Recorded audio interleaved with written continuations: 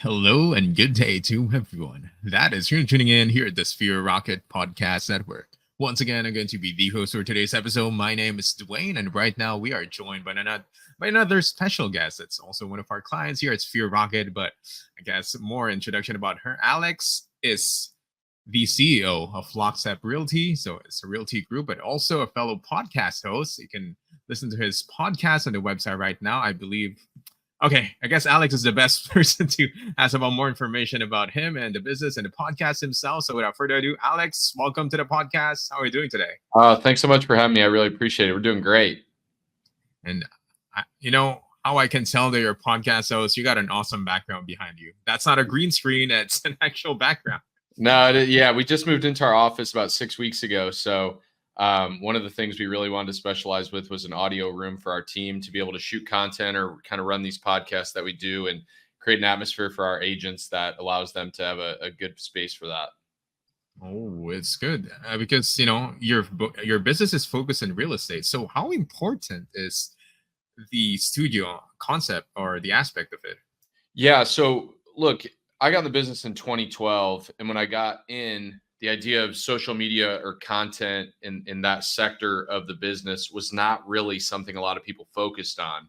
And over the last handful of years, we've really seen the importance of Instagram and YouTube and Facebook and leveraging video into your business to be able to make the connectivity between agent and the consumer much more authentic. And when the office we were at before, we had 1,750 square feet. It was 4 office spaces and a hallway. And look, it was great for what it needed to be, but nobody had a space where they could go and exclusively shoot content without being distracted by the rest of the room. So for us, we've seen a ton of use out of this, and it's been really exciting to see our agents benefit from it. The game has really changed over the past couple of years. And before real estate, it's more like who has the best price, the best house, the best service. But social media came into, I guess, the meta of I guess advertisement and marketing is definitely social media presence. But before we talk more about marketing and stuff like that, let's go a bit back. So, Alex, how did you get into real estate in the first place? Yeah, so I graduated from college in 2009 and job jumped. I had 3 jobs in 3 years out of college. And honestly, I didn't really excel in the corporate environment. And a client of mine from one of my careers, one of my jobs at the time, was he ran a real estate team and kind of gave me that idea of anywhere, anytime, any place, I'll hire you. And I had a corporate job at the time, was pretty unhappy, and just felt like this is kind of a dead end for me. I don't know where else to go, but this guy told me he'd offer me a job if I ever wanted it. And so I reached out to him. I got in the business in 2012. I was 25 years old. And, look, it's one of those things where it's like you learn pretty quickly. If you don't work and you don't get a paycheck, nobody's going to come save you. And so when I got in the business, it was about 5 or 6 months in, I went flat broke. I called a good friend of mine, and the conversation went something like this: "Hey, how much money do you have?" And he was like, "Oh, that's a weird question." Enough. I need some of that. I'll give you $1,000. $1,000 doesn't really work for me. I need $5,000 because I'm actually going to make this real estate thing work. It's just not working yet, but I need it now because I can't pay my bills. He's a really good friend of mine, best friend to this day, provided me the loan. And at that point, it was like, hey, look, Alex, you either make this work or you're going to be back in a corporate environment where you do not want to go. And so I got in the business. I got more serious about the business at that point, and that was at the end of 2012. And my business kind of took off after that. But it was like this forced focus of, look, when you run out of money, it is the most painful thing in the world. And I don't believe in credit card debts, and I don't believe in any of that. And I didn't want to go to my parents because, look, you know what your parents would say: Alex, get a real job. You're not working. You got into real estate so you could screw around. And at that point, it was, like I said, it was a forced focus to get more serious about what we were doing in the business and how we were running our day-to-days. Yeah, I mean that kind of pressure. They already saw you quit your corporate job. They're probably gonna say, "What? Yeah, get a real job." That's unfortunately kind of like a stereotypical kind of parents. A lot of the old school parents, I would say, because it's like, an 8 to 5 kind of job. That's the kind of thing that they always had in mind in terms of like having a profession. And going into this, it's like there's no turning back. You have your pride and you don't want to disappoint your parents anymore. So how did you start excelling? Like, at first you have troubles. So how did you? Yeah. So um, I did all the old school methods of real estate. So I cold called. I did prospecting for expireds and for sale by owners. I door knocked for sale by owners, some expireds as well. I door knocked neighborhoods. I vividly remember the neighborhoods I door knocked and how uncomfortable of a practice it was when you started that process. I also did open houses every single Sunday. I did two of them every single Sunday, and as you do that, look, I tell everyone this: when you get into real estate, if you can survive the first year, that's when people start taking you more and more seriously. And so for me, it was like, Alex, you job jumped, you're 25. My credibility stunk initially when I got in the business, and after, like, as that year time frame approached, my friends and peers started calling me for help in the business. And look, like, not everyone did that. I had really close friends that went and bought with somebody else, and honestly, it was probably the best decision because I was not in a position to be able to help them as best as they needed to be helped. And so doing those practices and going through that forced me to level up my game to be more prepared and more professional in the practice of helping my clients. So that was how we started. And then after that, one of the things I've always done something I think I do really well is we take care of the clients that we have, and we treat our sphere of influence and our network really, really well. So, just an example of that is currently we do 3 client appreciation events a year. And so one time in February and March, like in that time frame, we drop off cookies on everyone's doorstep. So a couple of years ago, we dropped off 595 boxes of cookies across metropolitan Indianapolis. And we've done that for years. And then in the summer and spring months, we kind of deal with the weather on that, but we throw a big client appreciation party that we run carnival style. So it's like bounce houses and a DJ and a magician and food trucks and beer tents and all this stuff. And it's is an appreciation to tell the clients, hey, look, like, we appreciate you supporting us. Here's the more human side of who we are. Like, we're not just people that all we care about is real estate, but our families come, and it's an opportunity to meet my kids and my wife and things like that. So it's a really great way for our clients to connect with us outside of like that professional experience of buying and selling homes. And then in November, we always do something centered around Thanksgiving for our clients as well. So we do 3 events a year where we give back to our clients, and then constantly checking in and, living through social media and checking in on families and celebrating life events with them is something that we always do really, really well. That's really awesome. I would say that's really thinking out of the box. Who would have thought that you're in real estate and you're going to be like, okay, let's give our clients some cookies. Yeah. So it can happen. Well, it's funny. It's funny you say that. So where the concept of that initiated was during COVID in 2020. And look, I'll never forget, we were shut down as a market. And look, we went from working however we wanted to being told that our job was not essential and we couldn't work. And I was sitting in my living room and I thought, I have to do something here to fill my time to be valuable to people in a time of need. And look, like, crisis creates opportunity, and that's what existed. And at that point, people needed something to root for. They needed a reason to smile. They needed a reason to be happy. And so I started off in the first week that we were home. I sent out face video. So I just videoed myself and I said, hey, so-and-so, it's Alex. I just want to reach out. I know it's a terrible time right now and everyone's scared, and here's what's going on.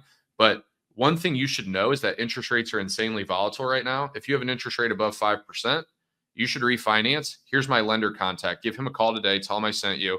He'll take good care of you. So it was like, hey, let's stay relevant. Let's keep working. Let's keep turning the wheel so our saw is sharp when the time of need comes. And I shot 175 of those videos over the course of a couple days.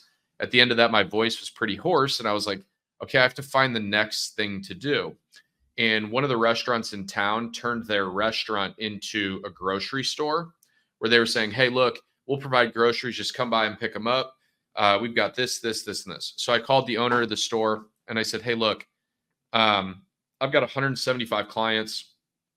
I want to put together a care package for every single one of them. I'll pick 25 of them up a day. I'll do it over 7 days. And I wanted to have toilet paper because there is a toilet paper shortage, water because why not, bread.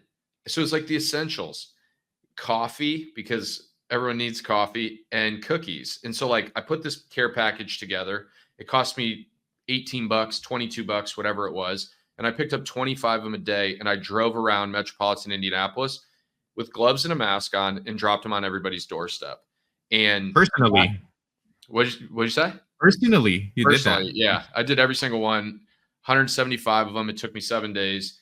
And look, at the end of it, it was like I just spent, $3,500 in a time where like everything felt like you were getting squeezed. And when I tell you that investment probably paid for itself 100 times over within the next calendar year, that's no exaggeration. As soon as they deemed us essential business, my phone rang off the hook.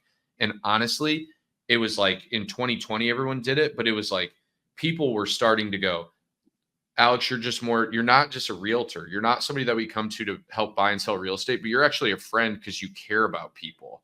And that is one thing I've always said. If you work really hard in real estate and you smile and you actually care, it puts you in the 99 percentile. Like you are better than everybody else because so many people just do this because they need to do it or they don't. It's just what they do. But for us, it's like, man, we care so much about our clients. They become our friends and that we treat them like family.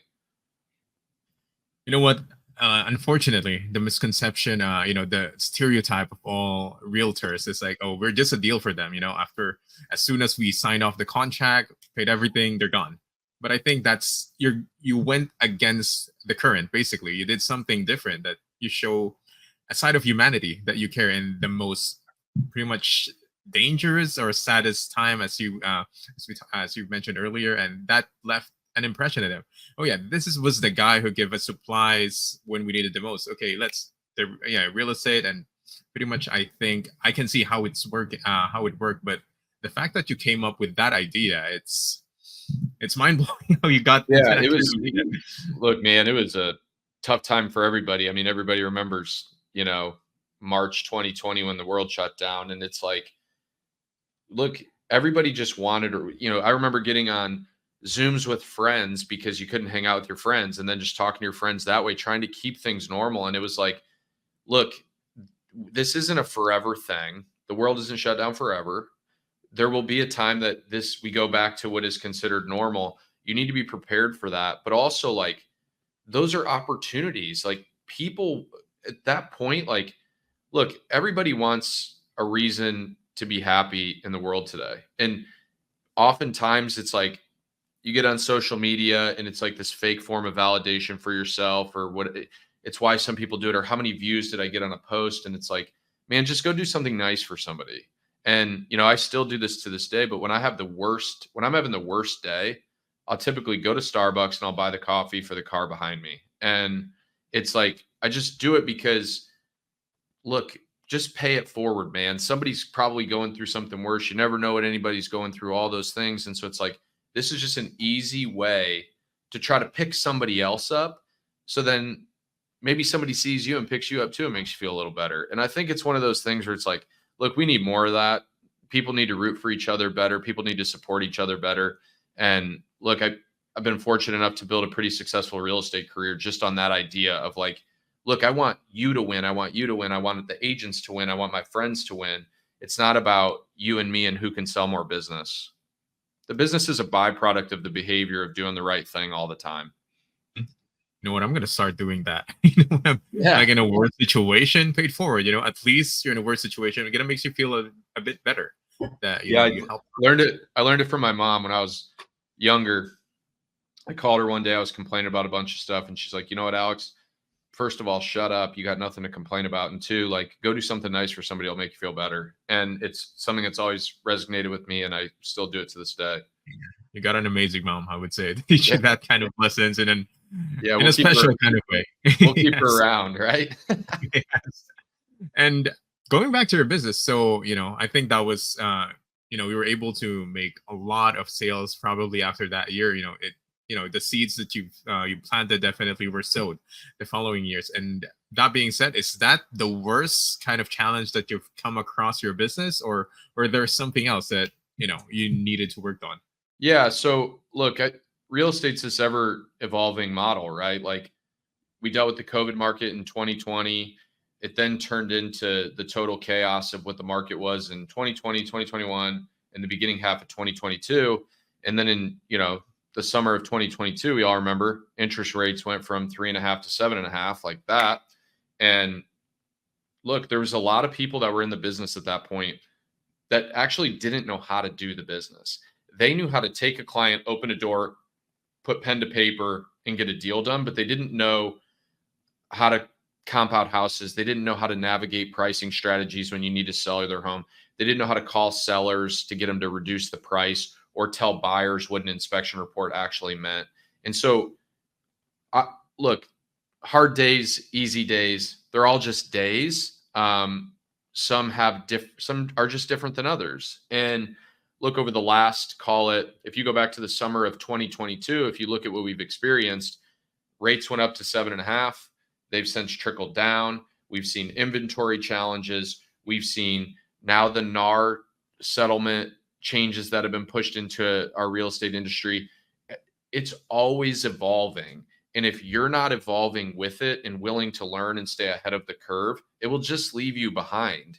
And look, I remember I think it was 2022, our real estate market changed the MLS system that we used. And everybody was really upset about it. And look, it was not super user friendly. It had a ton of errors, it had a ton of glitches. And there was a group of us, and it was like, man, we're all complaining to each other about a system that we're forced to use. Just learn it, deal with it, do it, and get better and move on. And the faster you can do it, you're further ahead than the person that's staying behind and complaining about it.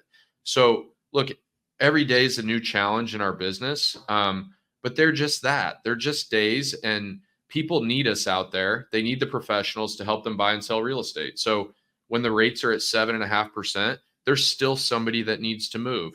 When you have to tell somebody that what your commission rate is or what your fee is, and you have to explain the NAR settlement, they still need to move, and they need the professional who is confident and competent to help them. And that's the most important stuff. You can look at all the challenges that exist and where rates are and where inventory levels are going, or fear of recession, or the words that you see every day, or what is Bitcoin and all this stuff. And it's like, look, none of that's just noise. Do you need to move? Yes, I need to move. Okay, where do you want to live? Here's how we get there. Here's my vendor partnerships that will help you. Here's how we get there. And it's our job to keep them focused on what the main thing is. And that's typically helping them buy and sell homes. Straight to the point. I think that's what a lot of people want. We don't want any of those razzle dazzle and stuff like that. We just want to solve a problem, and yeah, just give us a solution. And are you working like as a solo agent, or do you have some help or a team of your own? Yeah, so I lead a team in Indianapolis, metropolitan Indianapolis area. We have 22 agents and staff members, so it's 16 agents, and then we have 5 or 6 staff members as a part of that. And so we've evolved as a team. So if you go back in 2020, when I was telling you the story about all the stuff I did, I was just a one-man band. It was me and an admin. And over the last 4 years, we've evolved our business to be much bigger. And look, the reason for that is I believe you can improve the standard of the industry by helping agents grow their business that is suitable to them.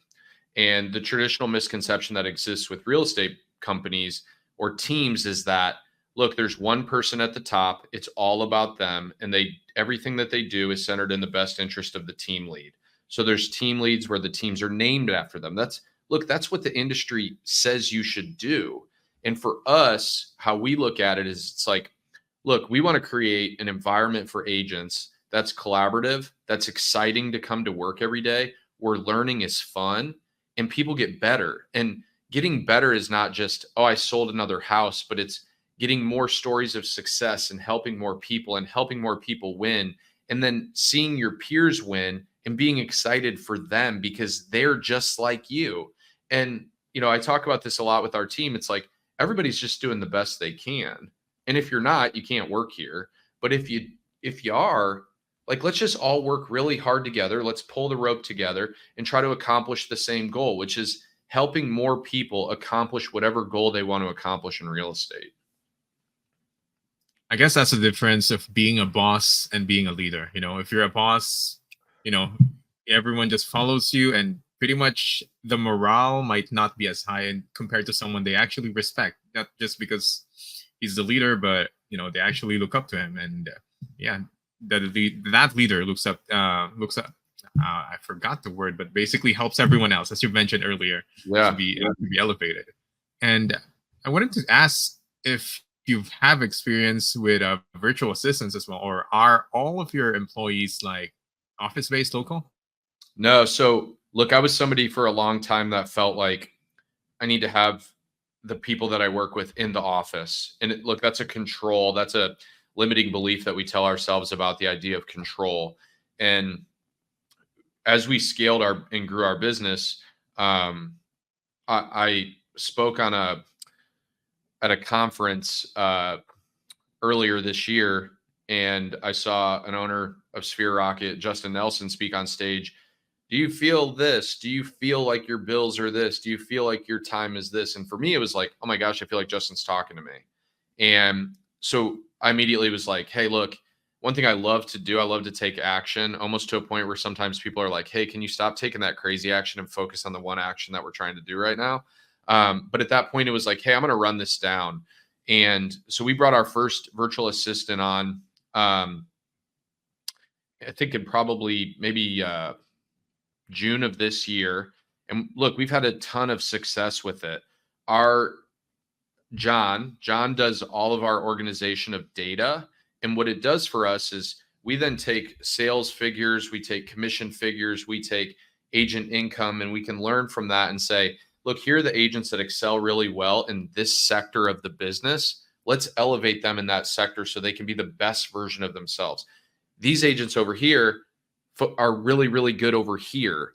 And so not everybody on our team is forced to run their business. We're not a one box brokerage where when you come in and work, you have to do things our way.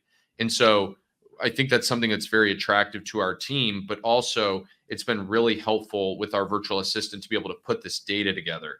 And one of the funny things about it is over the last 4 years, as we built our team, what's been left is the conversation of, man, we need this data to be able to coach and train better. And within 30 days of having our virtual assistant here, we had 4 years of data put together into spreadsheets that were easy to understand. So then we can be better as leaders for our agents. And look, that's what a team is about. People join the team because they want support, they want accountability, they want opportunity, they want training and education, and they want to get better. And if you don't have the right data, you coach and train based on feeling and emotion. And look, that's just not real. The facts are what you need to train by. And our virtual assistant's been incredible in getting those facts to us so we can be better leaders for the rest of our room. Oh, sorry, I got muted. But I think the huge portion, a lot of misconception, first of all, in virtual assistants, they can just do simple tasks, answer calls or chats, emails. But if you're able to utilize that virtual assistant, I think the success of your virtual assistant and giving so much for your company is because you, as a leader, you were able to portray your message to him, what he's supposed to do. And the great thing is he really excelled on it. And yeah, we're so excited about what we've experienced. What it then does is it creates curiosity in the rest of the room. So the question becomes, hey, John does all these tasks insanely well. Who needs help in any other sector? Because we could go get somebody that's just like John. And so we're in the process right now of interviewing for our second virtual assistant that we'll bring on. And look, I'm somebody that I said this in a meeting yesterday. We'll probably have 20 virtual assistants in the next couple of years. It's just, there's so many things that you can do. And look, you can look at them from the standpoint of what task can they replace that I do every day. And like you said, it's like the simple stuff. Can you clear out my email inbox, or can you respond to these messages? But the reality is there's things that you could dream about that the virtual assistant then gives you leverage and opportunity to go down that path and do those things. So what things do you think you could never get to because of your limited schedule? And then the virtual assistant comes in and maybe they do that, or they alleviate the pain points in your schedule and your calendar that allows you to be the person that takes control of it.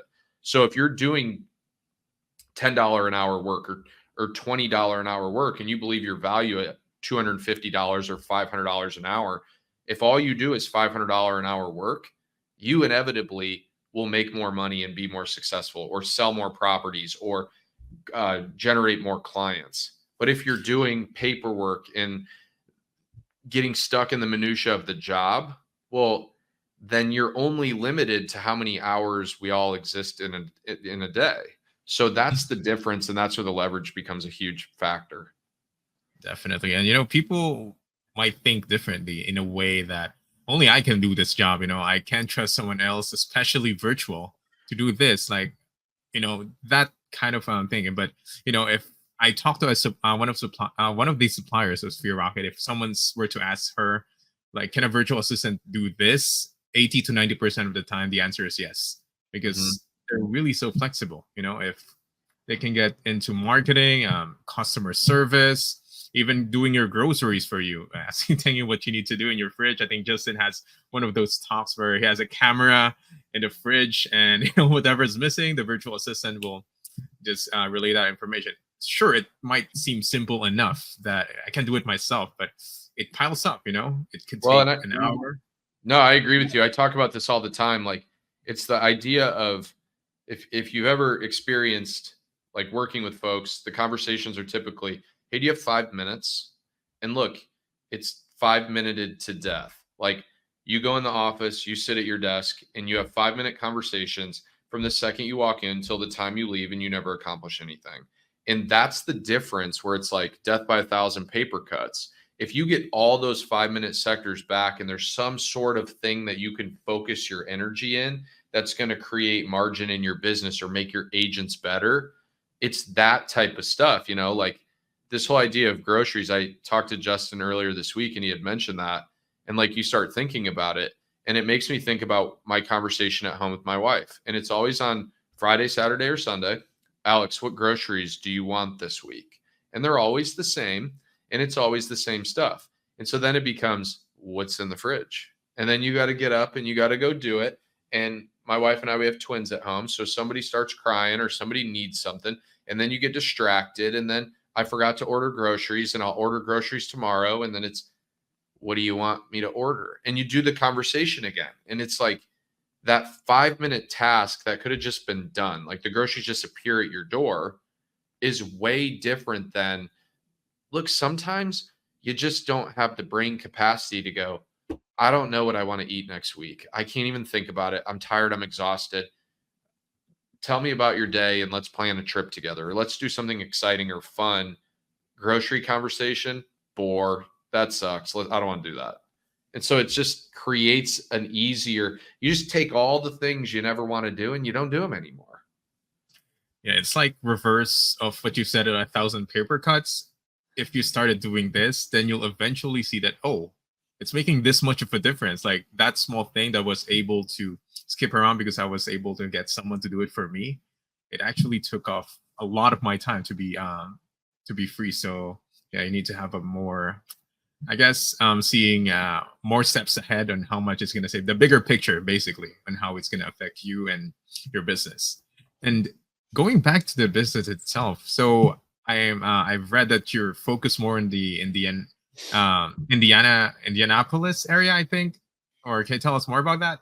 Yeah, so metropolitan Indianapolis is where we are. So central Indiana, and so the central part of the state is where we do all of our focus. So we've got the metropolitan suburbs, stuff that people would traditionally understand is like Carmel, Indiana, Fishers, Indiana, Zionsville. Those are some of the highest ranked small cities to live in the United States.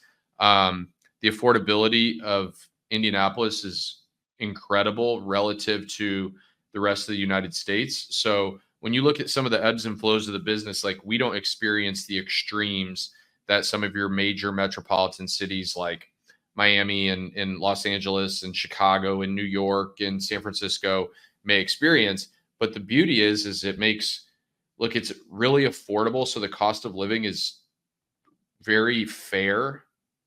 And in addition to that, the idea of like investing, we get a lot of coastal investors coming in and saying, "Hey, I can't afford to buy and sell real estate in California. Can we do it in Indianapolis?" And so it makes that opportunity greater for a lot of our clients and friends. I have a call this afternoon with somebody that's like, "I have no idea how the hell to invest, but can you teach me?" And I'm like, "Yeah, I definitely can, and I do it myself. And here's the benefits for you, and why you're curious about it." Because look, open up your Instagram. There's a million people talking about the easiest ways to get rich is real estate. And here's what you do. And here's how you buy. And here's what you do.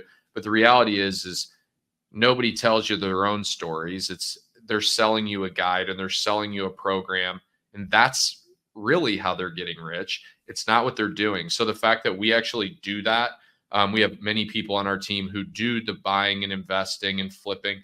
We can then do that for our clients as well. And we are the professionals to do that because we live it every day. Okay, and how about the residentials in Indiana? Because I think Indiana's more famous for farmlands and stuff like that. Those, more of the countryside kind of things, and of course Pacers basketball Yeah. team. And yeah, so what's in it in Indiana in terms of like residential folks that wanted to move there? Yeah, so we're great for business. We have some major businesses in the city. Eli Lilly is one of the major pharmaceuticals there, located in downtown Indianapolis. There's other big business here, but again, the cost of living, like you can get a great home for $400,000, and in so many other markets, you can't do that. And look, it used to be you could get a great home for $300,000. And we've seen price increases just like everybody has over the last handful of years. But the reality is when you zoom out and you look at the rest of the United States, you get two major sports teams. We got a soccer team on the rise. We got great university. We got Indiana University. We got Purdue University, Butler's here. Like there's so many great things that exist in Indianapolis. I have a friend of mine. He always gives me a hard time. He's like, "Yeah, I know, man, Alex, you think Indianapolis is like Paris." And I'm like, "No, but there is a lot of great stuff here. We got the Pacers, like you said, we got the Colts, and again, it's a great place to raise a family. The school systems here are outstanding. There is so many great things here. I love I love living in Indianapolis, if you could tell." Not just a farmland; it's for everyone. If you want to No work, farm, yeah, I'm not a farm team, guy. yeah, yes, exactly. And that being said, if anyone's interested to check out your listings or maybe be under your mentorship or ask for advice, what would be the best avenues to get in touch Yeah, with you? so you could check out our website, locksteprealty.com. That's LOCKSTEP realty.com. Or you can check out my Instagram. We have a Lockstep Realty Instagram, so it's at Lockstep Realty. Or my Instagram is at Alex Montagano, and that's Montagano. Or you could just call me anytime. My number's 219-508-9520. And we're always available, whether it's to invest in real estate if you want to buy or sell, or you want to learn about some of the strategies of how we've taken our team from one person by himself pioneering the business to uh, leading 23 agents and growing a team that will do over $100 million of business this year. Happy to talk about that stuff anytime. Okay, and we'll make sure to get that in the description box below too, so we won't get lost and make any typos. And yeah, the contact and the website on that. And of course, Alex, unfortunately, we're at the end of the podcast, and my last question for you is that you've come from from the corporate world, and you weren't happy with it, and you're into real estate for like more than a decade, based on your story. Is that correct? Yeah. I got in the business in 2012. Mhm. Yeah. So yeah, 12 years, around 12 years like that.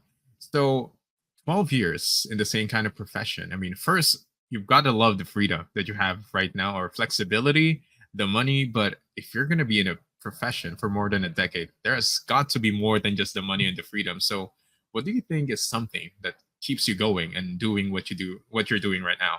Yeah, I have a passion for people. I love the opportunity to interact with the agents that work on our team every day, the clients that we get to help, the vendors that we get to work with. I don't really consider a lot of what we do work. People come to us with a need, and we're the people that help them work through the process to accomplish and alleviate that pain. And so the idea of having passion for people is it's like you get to lift people up every day. You get to help them accomplish everything.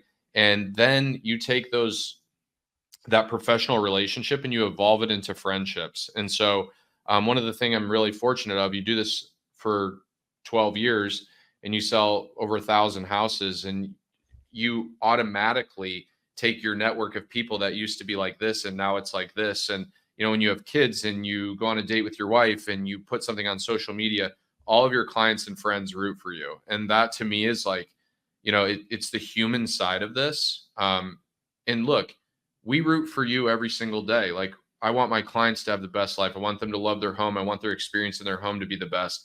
And so when you have that relationship where everybody's pulling for each other, it takes away the element of work. And this just makes it more of like, hey, we're just peers and we're just friends working together to help you accomplish what you want to do.